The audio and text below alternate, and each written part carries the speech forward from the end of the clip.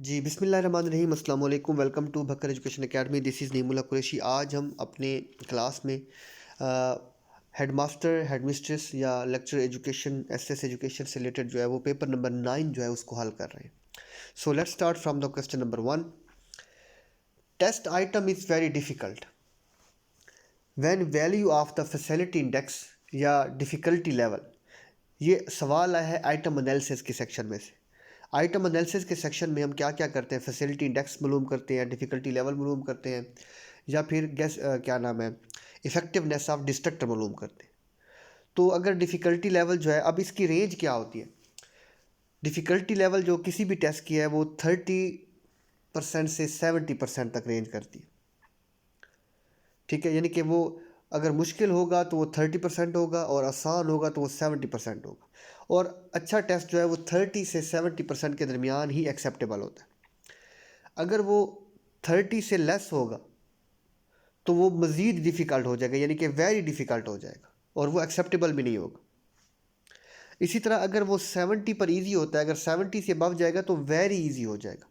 तो very easy इसीलिए आप बहुत सारे, इवन आप कॉम्पिटिटिव एग्ज़ाम भी देते हैं, आप देखते होंगे बहुत सारे लोगों के ना पीपीएससी एफपीएससी में नंबर भी बहुत कम आए तो 32 33 35 34 इस तरह आते रहते हैं, क्योंकि उनका डिफ़िकल्टी लेवल मैक्सिमम इतना ही होता है।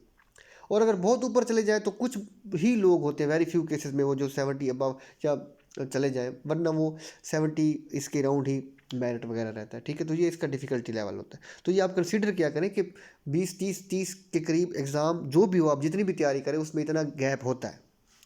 ठीक है, तो ये एक नेचर ऑफ टेस्ट ऐसी होती है। तो 30% पर वो क्या होगा, वेरी डिफ़िकल्ट होगा।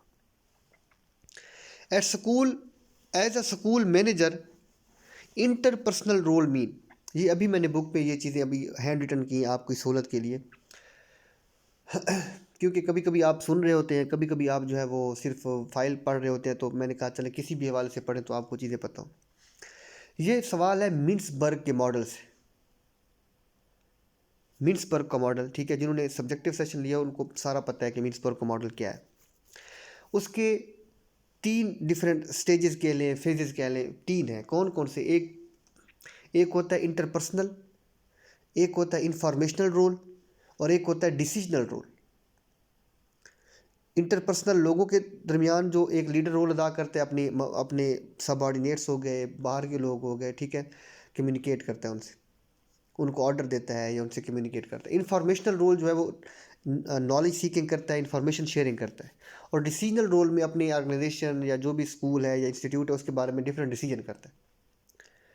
तो यहाँ पे आप देख लें इंटरपर्सनल में इस, अच्छा, मिन्सबर्ग के टोटल जो मॉडल, जो 3 डिफरेंट फेजेस हैं उनमें जो टोटल रोल है वो 10 है, याद रखना है आपने। टोटल रोल कितने, 10 हैं। इंटरपर्सनल में 3 रोल हैं। इंटरपर्सनल में जो है वो 3 रोल कौन कौन से हैं, फिगर हेड, लीडर और लेजन। ये डिफरेंट 3 रोल है।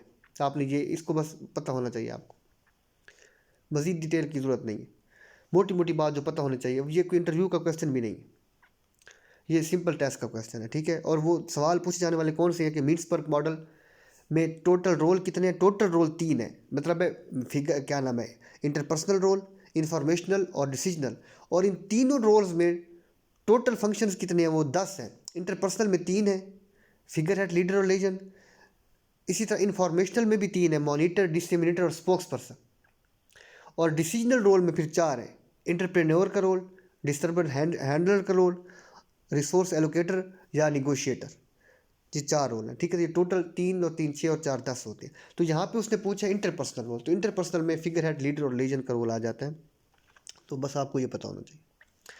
3 R ऑफ पनिशमेंट, अब ये वो 3 R वो वाले नहीं है, रीडिंग, राइटिंग और अरिथमेटिक, ये पनिशमेंट के, रिजेंटमेंट, रिवेंज और रिट्रीट।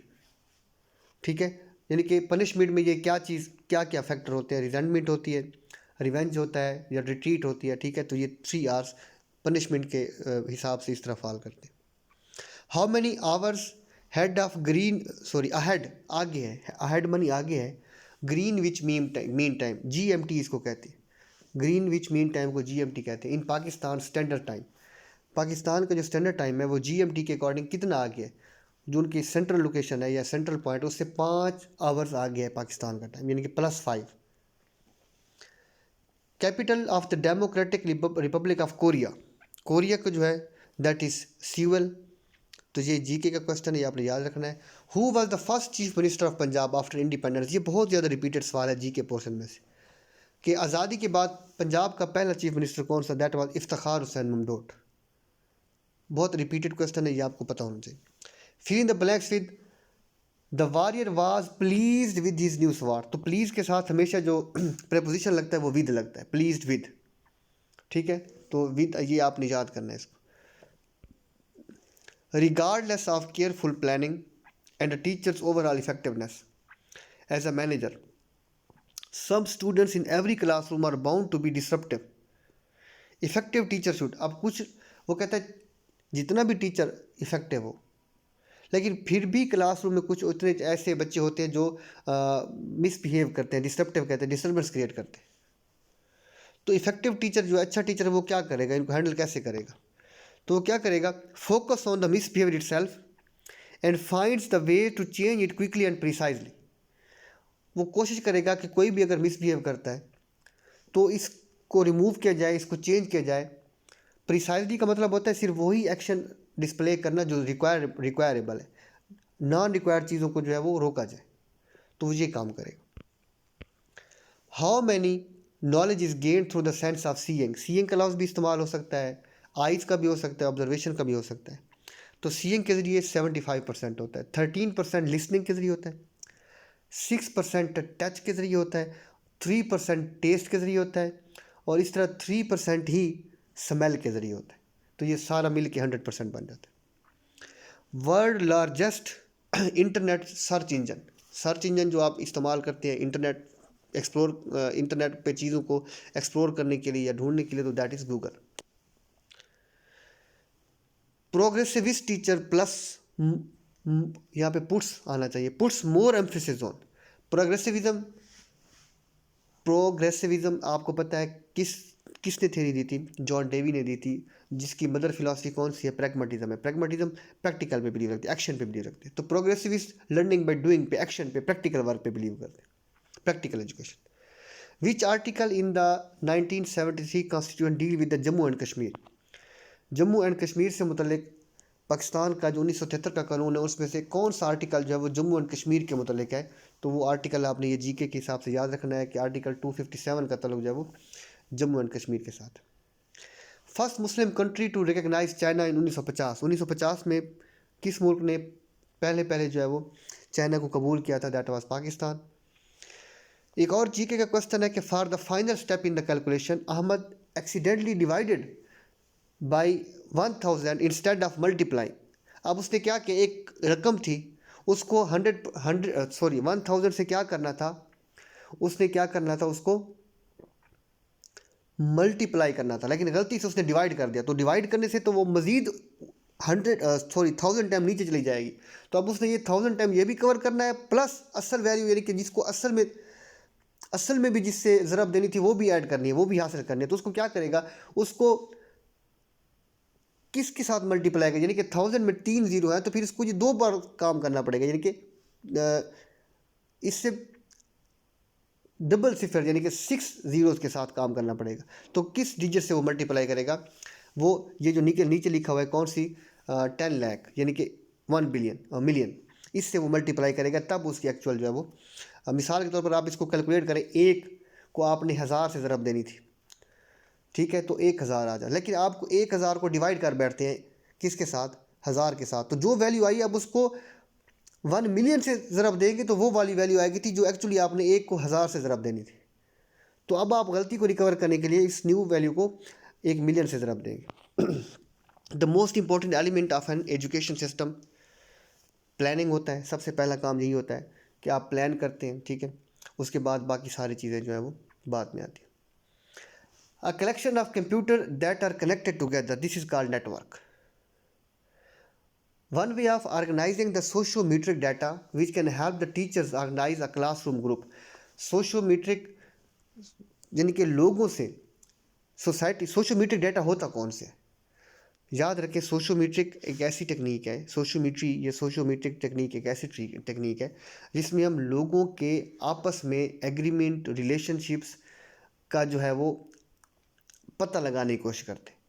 एक दूसरे का जो सोशल अप्रूवल है उसको जानने की कोशिश करते, लोगों के बारे में, लोगों के बारे में एक दूसरे से राय लेते। तो इस चीज़ को कैलकुलेट करने के लिए जो हम स्केल इस्तेमाल करते हैं या जो मेथड इस्तेमाल करते हैं उसको हम सोशोग्राम कहते हैं।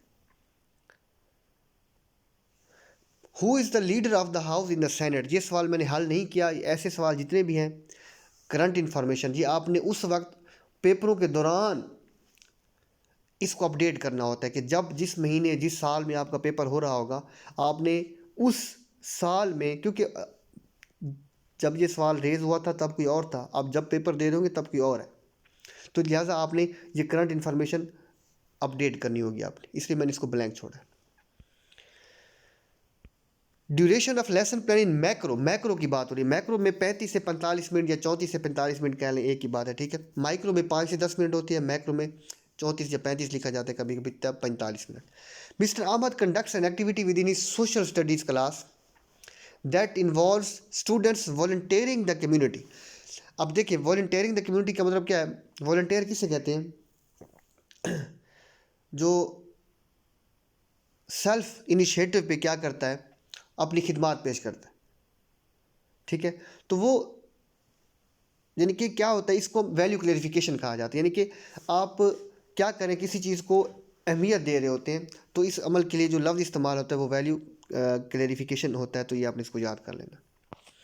Which type of research provide the strongest evidence about the existence of the cause and effect relationship. Cause and effect relationship तभी होता है जब आप वेरिएबल्स को मैनिपुलेट करते हैं किसी दूसरे वेरिएबल पर, उसका रिजल्ट लेते हैं, तो ये कहाँ पे होता है? एक्सपेरिमेंटल रिसर्च में होता है। द शॉर्टेस्ट डे जो होता है वो 22 दिसंबर होता है, ये भी आपने याद रखना है। Research in which the researcher uses the qualitative paradigm for the one phase and the quantitative paradigm for another phase. किसी एक फेज़ में वो एक तरीका इख्तियार करता है, यानी कि क्वालिटेटिव अप्रोच इख्तियार करता है, फिर किसी दूसरे मरहले में वो क्वांटिटेटिव, दोनों यानी कि अप्रोच इस्तेमाल कर रहे हैं, तो इसको कहते हैं मिक्स्ड मेथड, यानी कि दोनों मेथड को मिक्स कर रहा है, क्वालिटेटिव को भी और क्वांटिटेटिव को भी। टेबल ऑफ स्पेसिफिकेशन किसके लिए यूज़फुल होता है? टेस्ट कंस्ट्रक्शन के लिए या टेस्ट बनाने के लिए, टेस्ट डेवलपमेंट का लफ्ज़ भी इस्तेमाल हो सकता है।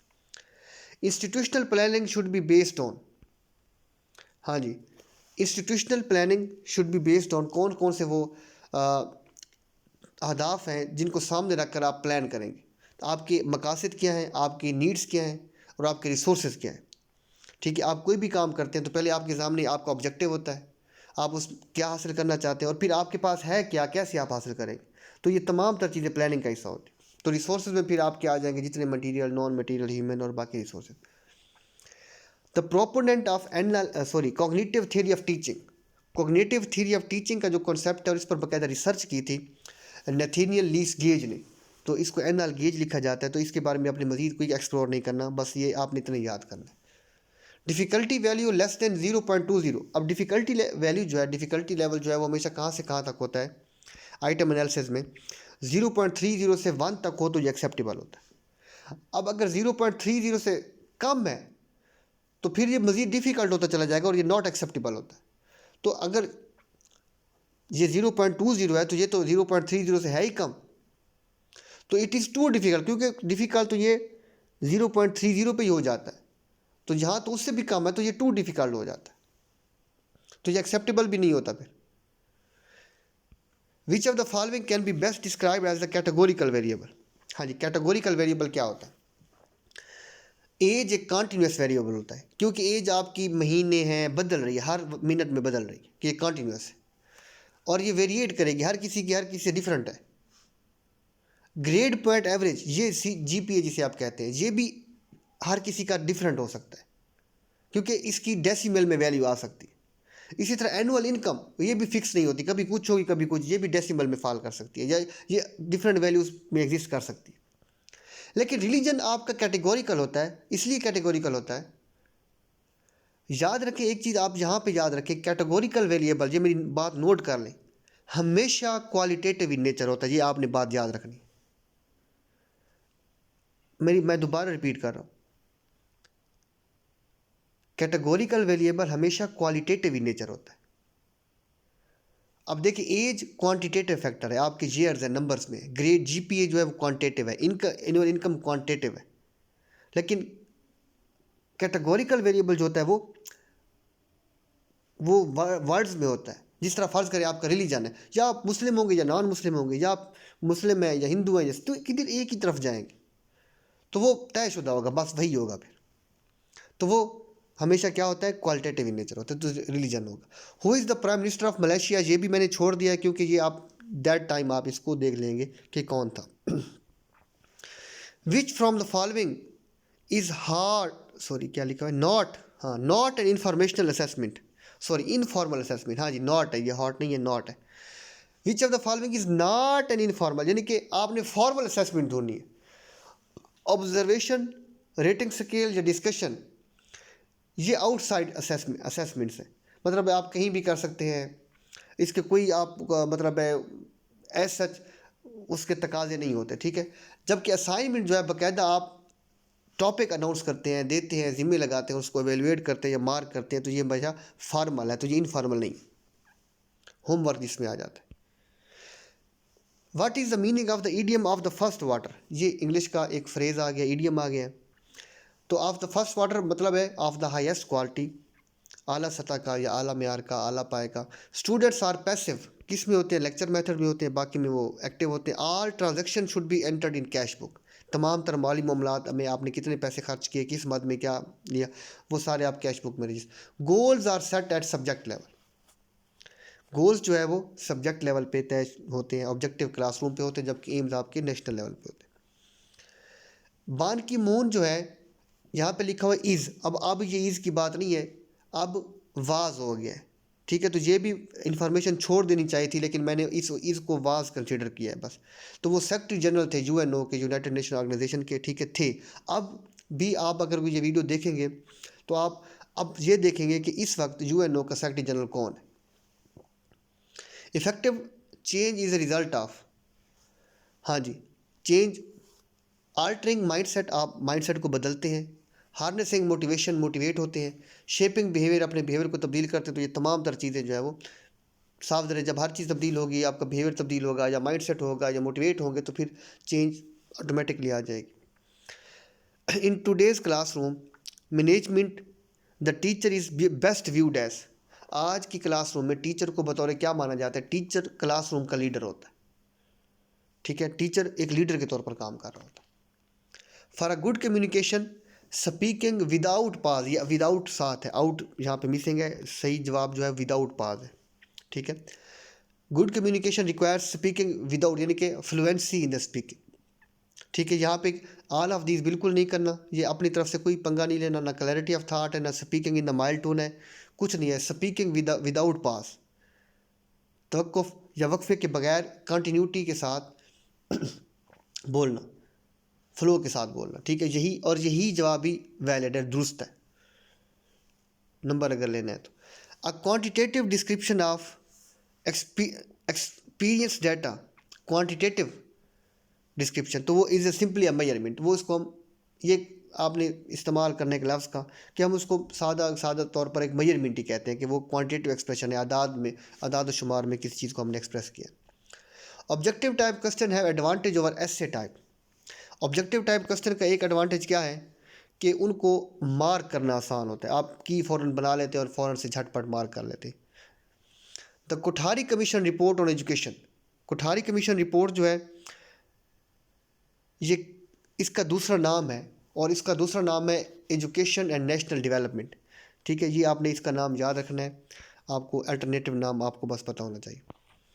A student who is being disruptive in the classroom should misbehave, ऐसा बच्चा जो मिसबिहेव कर रहा है क्लासरूम में, तो टीचर को क्या करना चाहिए, उसके साथ कैसा बिहेव करना चाहिए। Should be dealt with individually, quietly and quickly in the class, उसका मामला फ़ौरन अलहदगी में चुपके से हल कर दें, यानी कि उस पर यह नहीं है कि हम क्या करें, उसको ह्यूमिलिएट करें या उसको जो है इग्नोर करें या बी सेंट आउट इमीडिएटली, उसको भेज दें फ़ौरन कहीं, ऐसा नहीं है, बल्कि उसको अलहदा से बुलाकर उसको समझाएं ताकि फ़ौरन हल करें, ताकि मज़ीद मसला ना बने। द डिग्री टू विच, ये सवाल बाद होगा था ना, ये जो 43 नंबर, इस किस्म के सिचुएशनल सवाल इंटरव्यू में भी पूछ ले जाते हैं कि क्लास में बच्चा आप इसे कैसे डील करेंगे, ऐसा तो आपको पता होना चाहिए कि ऐसे बच्चा डील है, उससे ये है कि आप उसको इंडिविजुअली कॉल करेंगे, उसको समझाएंगे। अगर वो फॉलो कर लेता है, बात समझ आ जाता है, तो फिर आप उसको, अगर नहीं करते तो फिर आप उसको पेरेंट को इन्वॉल्व करेंगे,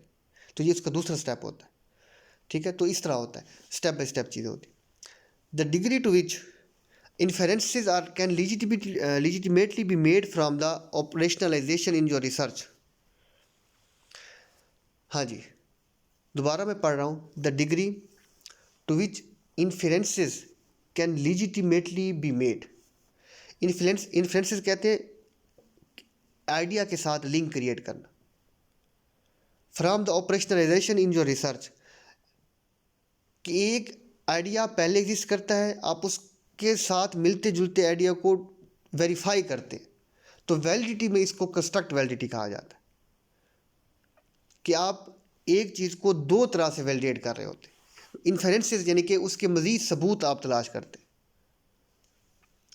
conflict that hinders group performance, ऐसा कॉन्फ्लिक्ट, तजाद, जो हिंडर्स, रुकावट बनता है ग्रुप परफॉर्मेंस, यानी कि एक टीम है, ग्रुप है, उसकी परफॉर्मेंस को, तो वो डिसफंक्शनल कॉन्फ्लिक्ट कहलाता है। यानी कि वो प्रॉपर फंक्शन नहीं करने देता, ग्रुप की परफॉर्मेंस जो है वो प्रॉपर फंक्शनल नहीं रहती, या उसकी आउटपुट या प्रोडक्शन लो हो जाती। Discrimination power of an item acceptable when it's value ranges from, ये ऊपर वही हमने सवाल पढ़ा है कि उसकी वैल्यू हमेशा 0.30 से 1 तक होती है, यानी कि उसके ऊपर 3, कभी एक पॉइंट ऊपर नीचे हो जाता है, वो कोई मसला नहीं है। तो 0.30 से आगे, यानी कि 0.30 कह लें या 0.31 कह लें, से 1 तक होना, तो ये एक्सेप्टेबल होता है। Lots of conflict between members of group या टीम इज सीन। अब ये जो सवाल है, ये भी मैंने अभी चीज़ें ऐड की हैं आपको ज़रा गाइड करने के लिए। ये है टीम डेवलपमेंट का मॉडल है ब्रूस टकमैन का। ठीक है, तो उसमें डिफरेंट स्टेजेस उसने मुतारफ़ कराई हैं, 5 डिफरेंट स्टेजेस हैं। फॉर्मिंग स्टेज होती है, स्टॉर्मिंग स्टेज होती है, नॉर्मिंग स्टेज होती है, परफॉर्मिंग स्टेज होती है, और 5वीं जो है वो एडजॉर्निंग स्टेज होती है। अब ग्रुप या टीम वर्क जब बनता है, आप लोगों को इकट्ठा करते हैं। फ़र्ज़ करें आपने एक स्कूल खोला है, तो आप क्या करते हैं, पहले तो आप ह्यूमन जो आपके मटेरियल या रिसोर्स है उनको इकट्ठा करते हैं, तो ये फार्मिंग स्टेज है, आप उनको इकट्ठा किया। तो जब आप इकट्ठा करते हैं तो भी उनको कोई पता नहीं हमने क्या करना है, अभी आपको उनको ट्रेन करेंगे, एजुकेट करेंगे उनके, तो शुरू शुरू में कोई क्लैरिटी ऑफ पर्पस नहीं होता, क्योंकि अभी आप उनको इकट्ठा कर रहे हैं, अभी आप उनको समझाना है कि आपने क्या करना है, तो उनकी आप मीटिंग करेंगे, ट्रेनिंग करेंगे। तो फॉर्मिंग स्टेज में क्या होता है, जब टीम इकट्ठी होती है तो उनको गाइडेंस रिक्वायर होती है, और कोई पर्पस उनका क्लियर नहीं होता, आपको समझाना पड़ता है। स्टॉर्मिंग स्टेज उससे अगली बात है, जब वो काम कर रहे होते हैं तो बहुत वक्त उनके तजाद खड़े हो जाते हैं, उनके मेंबर्स के दरमियान। हो सकता है वो किसी टाइम टेबल पर एग्री ना हो रहे हो, किसी वर्क के डिस्ट्रीब्यूशन पर एग्री ना हो रहे हो, किसी टाइम में क्लैश आ रहा हो, तो ये एक स्टॉर्मिंग कॉन्फ्लिक्ट राइज हो जाता है।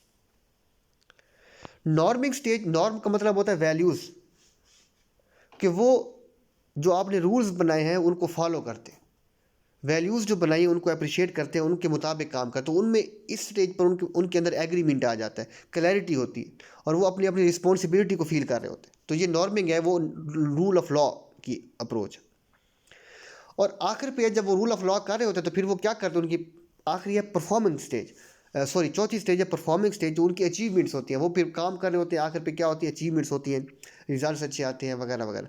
और आखिर पे होती है एडजॉर्निंग स्टेज, जब उनका टास्क जो है वो कंप्लीट हो जाता है, उसके बाद वो इन्जॉयमेंट करते हैं, फिनिश हो जाता है, उसको सेलिब्रेट करते हैं, जो उसको उनकी रिकग्निशन होती है कि शाबाश भी आपने बहुत अच्छा काम किया, ज़बरदस्त वगैरह वगैरह। ठीक है, तो ये लास्ट है। अब यहाँ पे बात है कॉन्फ्लिक्ट की, तो स्टॉर्म कहते ही तूफान को है, तूफान खड़ा हो गया जी। ठीक है, तो ये कॉन्फ्लिक्ट की स्टेज होती है। Which device is required for internet connection, internet connection के लिए मोडेम ज़रूरत होता है। The extent to which the assessment serve it intended purpose, ये असेसमेंट की ना सॉरी वैलिडिटी की जनरल डेफिनेशन है, जो तमाम टाइप्स पर पूरा उतरती है, क्योंकि जो भी वैलिडिटी हो वो अपनी इंटेंडेड पर्पस को सर्व करती है, चाहे वो कंस्ट्रक्ट वैलिडिटी हो, चाहे वो फेस हो, चाहे वो कंटेंट हो, जो भी वैलिडिटी हो। तो ये इसका ऑल ऑफ दीज जवाब दुरुस्त है, क्योंकि उसने अलहदा से टाइप के लिए कोई स्पेसिफाई नहीं किया कि कोई आपने इन्फरेंस क्रिएट करना है या आइडिया को वेरीफाई करना है तो वो कंस्ट्रक्ट होगी। अगर बाय फेस उसका चेक करना है कि ये किस चीज़ को टेस्ट कर रही है, तो उसका भी जिक्र नहीं है, कंटेंट का भी जिक्र नहीं है कि किस कंटेंट एरिया से या बुक से या ऑब्जेक्टिव्स को आपने फुलफिल करना है। उसने एक जनरल बात की, और जनरल बात सारे टाइप्स ऑफ वैलिडिटी के लिए ठीक है। गेस्टापो जो है वो जर्मनी की पुलिस सीक्रेट एजेंसी है या पुलिस है secret police. Through an educational process an individual is to stimulated to, एक इंडिविजुअल को तहरीक दी जाती है किससे, टू थिंक करने की, खुद सोचे, अप्रिशिएट करे और एक्ट करे, यानी कि बिहेव करे एक सर्टन डिज़ायरेबल वे में। तो ये एक पूरा फ्रेज़ है, मशहूर फ्रेज़ है, stimulate to think, to appreciate and to act. तो ये एक्ट को हम एक्ट ही कर सकते हैं हम इसको, क्योंकि ये फ्रेज़ है, आप फ्रेज़ में तब्दीली नहीं कर सकते, ठीक है, आप अपनी मर्ज़ी से तब्दीली नहीं कर सकते, वो फिर आप बाउंड होते हैं, जब एक लॉ बन जाता है तो फिर आपको वैसे ही चलना पड़ता है। Which from the following is not a formal assessment, यानी कि इनफॉर्मल असेसमेंट। अब असाइनमेंट अभी हमने पीछे पढ़ा है कि वो फॉर्मल असेसमेंट है, पेपर फॉर्मल है, क्विज फॉर्मल है, लेकिन डिस्कशन इनफॉर्मल है, वो आप ओपन है, तो उसका कोई रिकॉर्ड नहीं है, कोई पेपर वर्क नहीं है। The hypothesis underlying team teaching is, team teaching क्या होती है, जब बहुत सारे टीचर एक क्लास को मिल के पढ़ाते, दो या दो से ज़्यादा टीचर एक क्लास को मिल के पढ़ाते, वो टीम टीचिंग कहलाती है। तो इसमें क्या होता है, the best teacher in school are shared by more students.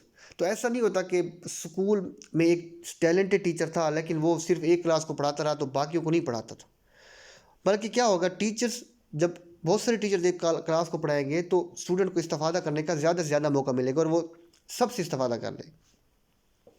Pedagogy is concerned with the teaching methods.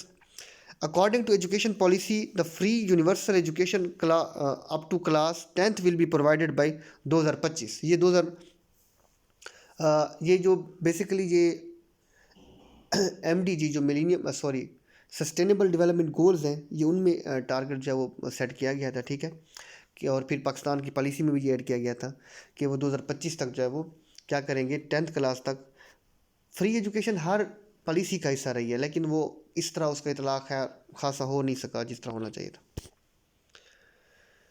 The most important component of lesson plan objective, lesson plan का सबसे अहम तरीन जो आंसर होता है दैट इज़ ऑब्जेक्टिव। आप देखते हैं कि हाँ भी हमारे जनरल ऑब्जेक्टिव्स क्या हैं, स्पेसिफिक ऑब्जेक्टिव्स क्या हैं, ठीक है, तो ऑब्जेक्टिव आप हासिल कर रहे होते हैं जब आप लेसन प्लानिंग करते हैं। मिसाल के तौर पर आपका जनरल ऑब्जेक्टिव है आपने ग्रामर पढ़ानी, अब पूरी ग्रामर आप एक दिन में नहीं पढ़ा सकते, तो आपने उसमें से फिर एक और ऑब्जेक्टिव बनाना होता है कि भाई आज आपने प्रोनाउन पढ़ाना है, तो ये आपका फिर तो होते ऑब्जेक्टिव ही है, तो आज जो आपने पढ़ाना है वो आपका ऑब्जेक्टिव है। The investment of a teachers physical cognitive and emotional energies into the job performance, एक क्या करता है एक टीचर फिजिकली यानी कि जिस्मानी तौर पर, जहनी तौर पर, जज्बाती तौर पर, इमोशनली वो क्या करता है, अपनी तवन्नाइयाँ सर्फ करता है अपनी जॉब को परफॉर्म करने में, तो वो इंगेज्ड है यानी कि अपने काम में लगा हुआ है। So this is called job engagement. Those working together to complete a specific job और a task in an informal setting without any hierarchical boundaries,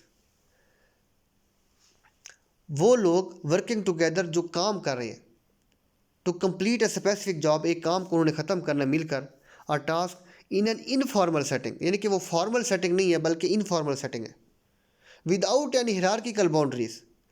hierarchical boundaries का मतलब ये है कि उनको ये नहीं पता कि उनका कोई ऊपर सरबराह है, क्योंकि इनफॉर्मल है ना, जब एक ग्रुप इनफॉर्मल होता है तो उसमें ये नहीं होता कि कोई उसका एडमिनिस्ट्रेटर है, कोई उसका सुपरवाइज़र है, कोई उसका जो है वो चेयरपर्सन है या चेयरमैन है या उसका कोई CEO है, कोई नहीं, उनकी कोई हायरार्की भी नहीं है, वो बस कुछ लोग हैं जो एक इनफॉर्मली अटैच्ड हैं और मिलकर कोई काम करना है। तो वो किस वजह से इकट्ठे हैं, वो किसी लॉ की वजह से, किसी हायरार्की की वजह से नहीं उठे, बल्कि वो एक काम की वजह से इकट्ठे हैं, बस उनका कोई बाकी आपस में कनेक्शन नहीं। तो उनको काम नहीं इकट्ठा किया, एक टास्क को कंप्लीट करने में उन्होंने एक पर्पज़ नहीं इकट्ठा किया, वो टास्क कंप्लीशन है, ठीक है, तो इसको टास्क ग्रुप कहा जाता है। The power a person receives as a result of his or her position, इसको लिजिटिमेट पावर कहा जाता है। कोएर्सिव पावर होती है आपके खौफ की वजह से लोग आपको फॉलो करते हैं। रिवार्ड पावर होती है कि आप देने की पोजीशन में, मिसाल के तौर पर आप हो सकता है किसी को प्रमोट कर सकते हैं, किसी को इंसेंटिव दे सकते हैं, किसी को जो है वो तनख्वाह बढ़ा सकते हैं, मुआवजा इंक्रीज़ कर सकते हैं, तो ये रिवार्ड पावर है। तो लोग कुछ इसलिए फॉलो करते हैं कि आपसे डरते हैं, तो वो कोएर्सिव है। कुछ आपको देने की सलाहियत है, मिसाल के तौर पर आप ACR अच्छी लिख के देंगे, तो ये रिवार्ड पावर है आपकी। एक है लिजिटिमेट पावर, वो जो आपकी कुर्सी ने, आपकी जॉब की पोजीशन ने आपको दी हुई है। आप अगर 18 स्केल में तो 18 स्केल की जो कि आप अपने एम्प्लॉई है उसका ट्रांसफ़र कर सकते हैं, नहीं कर सकते, उसको टर्मिनेट कर सकते हैं, नहीं कर सकते, उसको इंक्वायरी हेल्ड कर सकते हैं, नहीं कर सकते। तो ये आपकी लेजिटिमेट पावर है। आप उसको पीडीएक लगा सकते हैं, नहीं लगा सकते। वो जो आपको चेयर ने, आपकी पोजीशन ने आपको दी हुई है। और एक होती है एक्सपर्ट पावर। एक्सपर्ट पावर ये होती है कि आप अपने काम में कितने माहिर हैं, कितने आप जो है टैलेंटेड है। तो साफ ज़रा अगर आपको एक काम करने का खुद से ढंग आता है तो आपका फॉलोअर को पता है कि आपको तो पता है, तो आप कीड़े निकालेंगे उससे, तो वो उस पैरामीटर पे अपने आप को लाएगा, तो आपको फिर बढ़ चढ़ के फॉलो करेगा। तो यहाँ पे पोजीशन की बात है तो दैट इज़ लेजिटिमेट, इसको लीगल पावर भी कहते हैं। Intelligent test are example of, intelligent test जो है वो किसकी टेस्ट की मिसाल है? These are the example of achievement test. साथ में लिखा हुआ इंटेलिजेंस टेस्ट और अचीवमेंट टेस्ट आपस में फिर कितने डिफरेंस होते हैं, ठीक है। कि इंटेलिजेंस टेस्ट जो है is a general measure of the individual overall ability, कि कोई इंटेलिजेंट कितना है, ठीक है। और एप्टीट्यूड टेस्ट, जो कि वो एप्टीट्यूड टेस्ट आया ऑप्शन में, तो एप्टीट्यूड टेस्ट आपके फ्यूचर को प्रेडिक्ट करता है, ठीक है। तो यहाँ भी जवाब जो आपने फॉलो करना है दैट इज अचीवमेंट टेस्ट।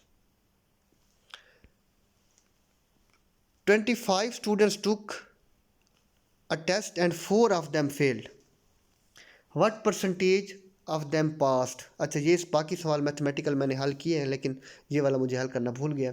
तो ये टोटल कितने हैं जी? 4 जो है वो फेल हो गए हैं। 25 स्टॉक 100 होता है, ठीक है। अब 4 फेल हो गए तो बाकी 21, 21 को 4 से ज़रब दे तो कितना बन जाएगा? ये मैंने सादा से हिसाब कर दिया, ठीक है। तो 21 4 84 बन जाएगा, तो 84% रिजल्ट आएगा। The teacher notice that Mahnoor can solve a problem with the help of her Pir guidance. Mahnoor जो है वो प्रॉब्लम सॉल्व कर सकती है, लेकिन उस हेल्प के साथ जो उसके दोस्त ने, साथी ने, उसकी क्लास फेलो ने उसको दी है। तो यहाँ पे असल में किसकी थ्योरी की बात हो रही है? वेगोस्की की थ्योरी की बात हो रही है, कि वो कहता है कि सोशल या कल्चरल इन्फ्लुएंस और सपोर्ट की हमें ज़रूरत होती है। तो इस अमल को जब वो ज़रूरत होती है तो ये जोन जो है ये क्या कहलाता है? Zone of proximal development. ऐसा फेज़, ऐसा मरला जिसमें हम काम कर लेते हैं लेकिन किसी की हेल्प से करते हैं, और वो जो है नेचर ऑफ हेल्प है उसको हम स्कैफोल्डिंग कहते हैं। The break down of information into parts to determine the, to examine the information.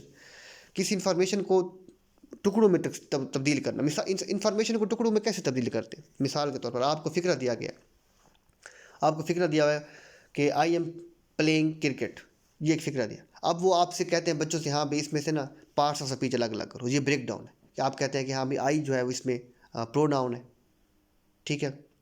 M जो है एक हेल्पिंग वर्ब है, प्लेइंग जो है एक प्रोग्रेसिव फॉर्म ऑफ वर्ब है, ठीक है। क्रिकेट जो है ये अगेन एक नाउन है। तो ये एक एक चीज़ को अलग अलग कर दिया आपने, उसका ऑपरेशन कर दिया, ब्रेक डाउन कर दिया। तो इसको कहते हैं एनालाइज करना। The curriculum will be child centred. Child centred कब होता है? जब टीचर प्रोग्रेसिविस्ट होता है। प्रोग्रेसिविज्म की अप्रोच जो है वो जॉन डेवी ने दी थी, ठीक है। चेंज पे बिलीव रखते हैं, तो वो चाइल्ड सेंटर्ड अप्रोच है। लर्निंग बाय डूइंग पे बात करते हैं। Coordinating, stimulating and directing. अब इस सवाल पे मैं हर दफ़ा मिन्नत करता हूँ, लेकिन लोग जो कि बाज नहीं आते, वो कहते हैं खैर हमारा नंबर चला जाए, लेकिन हम जो सोचते हैं ना वो, जो कि हमने सोचा है भाई, तो वो तो चीज़ गलत नहीं ना हो सकती। तो मैं आपसे इल्तिजा करूँगा कि भाई अपने आप को गलत कर लिया करें, लेकिन नंबर ना जाने दिया करें अपना। ये सवाल एजेके में, एफपीएससी में कई बार आया, और वो की भी जारी करते हैं, और की के मुताबिक ही उनका हर जो भी की जारी करते हैं उन्होंने इंस्पेक्शन लिखा हुआ है। लेकिन वो बाकी लोग जो है ना अपनी, एक चीज़ है फ़र्ज़ करें, में समझ नहीं आ रही कि वो कैसे इसका जवाब बने, क्योंकि एडमिनिस्ट्रेशन के जितने भी फैक्टर्स हैं उनकी तारीफ़ें, उनके कीवर्ड्स आपस में मिक्सअप हो जाते हैं।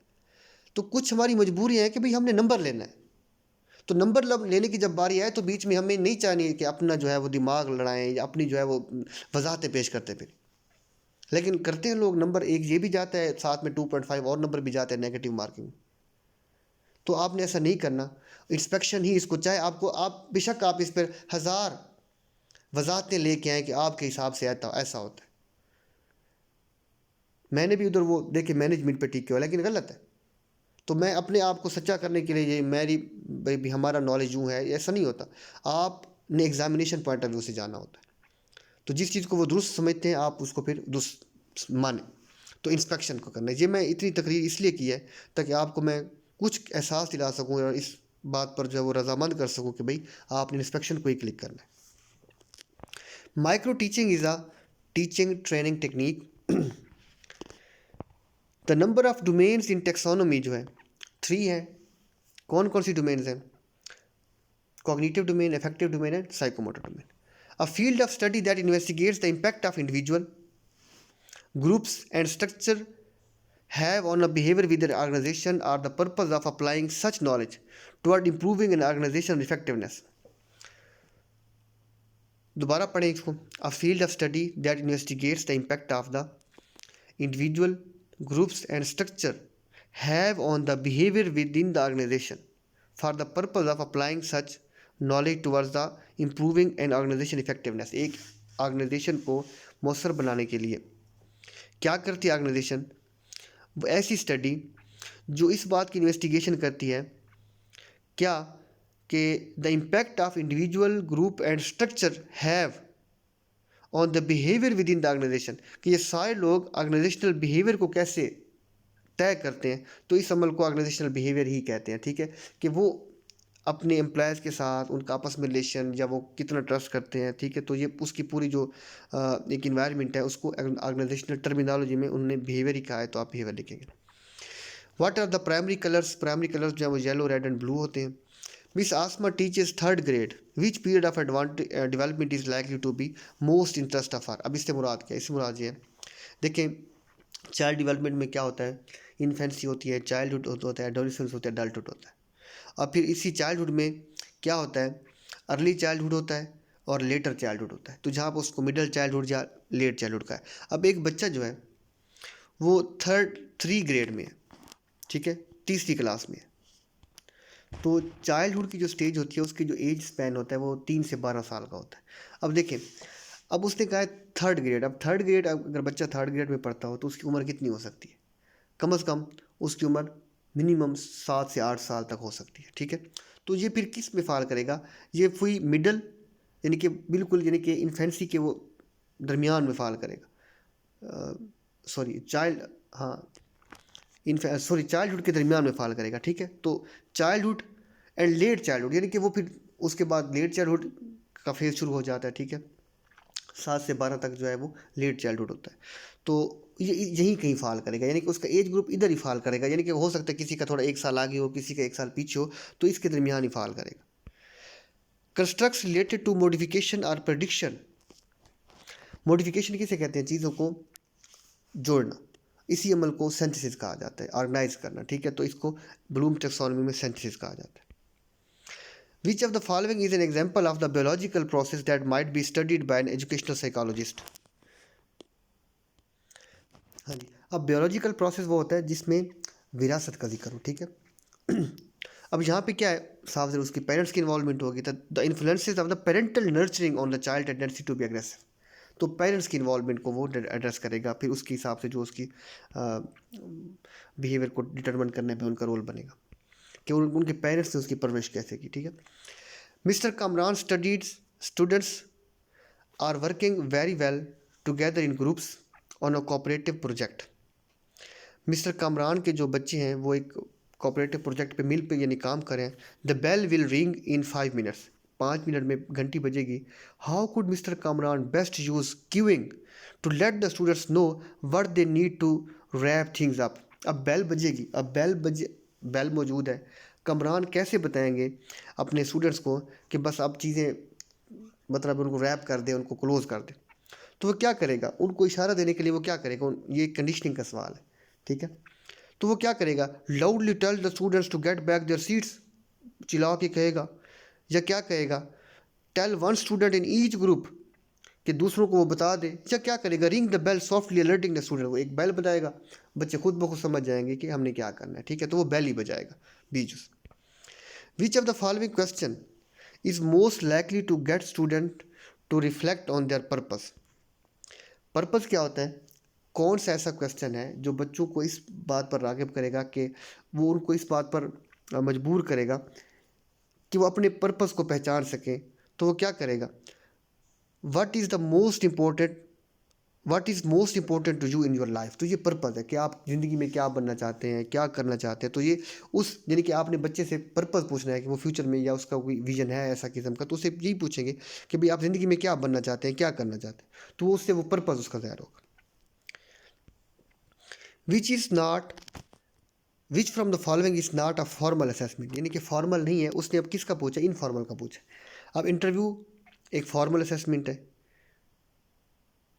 प्रोजेक्ट फॉर्मल है, क्विज फॉर्मल है, ऑब्जर्वेशन इनफॉर्मल, ठीक है। ऑब्जर्वेशन जो है वो एक इनफॉर्मल असेसमेंट।